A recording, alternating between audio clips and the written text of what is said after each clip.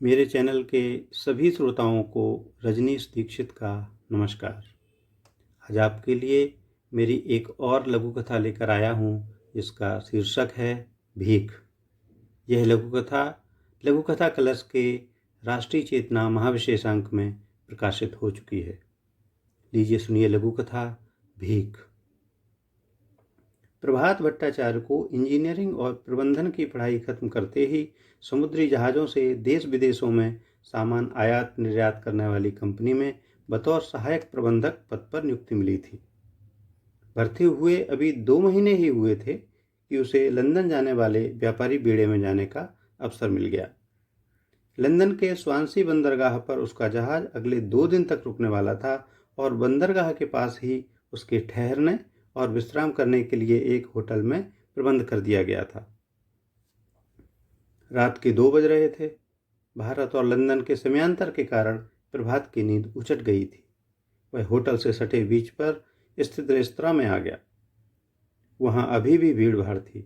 काली coffee की चुस्कियों के साथ वह रात के अंधेरे में समंदर की काली लहरों की अटखेलियों को निहारने और उनसे उभरते संगीत को समझने की कोशिश कर ही रहा था कि उसे अंग्रेजी में किसी के गिड़गिड़ाने जैसी आवाज़ सुनाई दी। उसने उस तरफ देखा तो वह अचंभित सा रह गया। यहाँ भी भिखारी? जैसे उसने खुद से सवाल किया। लगभग 50 वर्षीय एक अधेड़ फटी पुरानी जींस और कमीज में भीख मांग रहा था। जैसे ही दोनों की आंखें चार हुईं, प्रभात ने उसे हल्की मुस्कान देते हुए पास आने का इशारा किया। भिखारी को कुछ उम्मीद बंधी और वह उसके पास आ गया।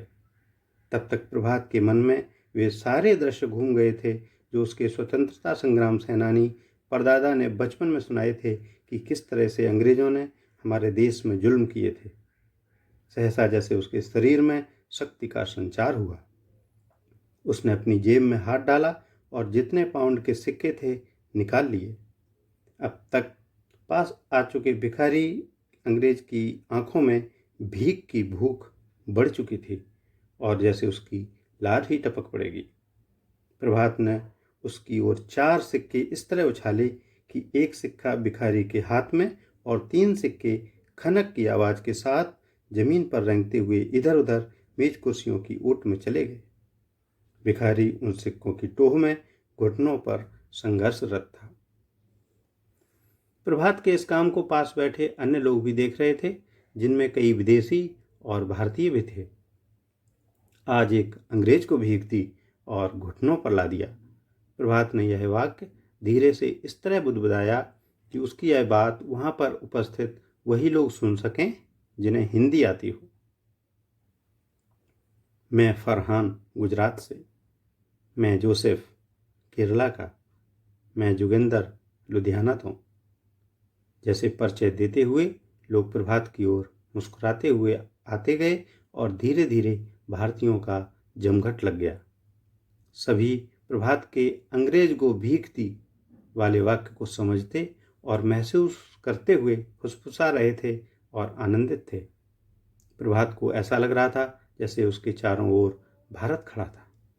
उसने जोश में हाथ उठाया और जय घोष किया, वंदे मातरम, भारत माता की जय। साथ ही पर्यटकों ने सुर में सुर मिलाया। रेस्तरां का अंग्रेज प्रबंधक, जो अभी तक इस वाक़ये और हुई हलचल को देख रहा था, उनके पास आया। What happened sir? Nothing sir, today is our independence day, 15th August, you know. Prabhat ने कहा तो उस मैनेजर ने बदले में बधाई दी।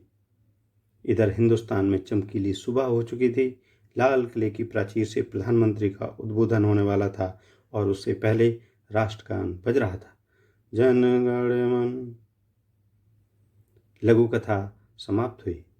आप सबके समय के लिए बहुत बहुत धन्यवाद।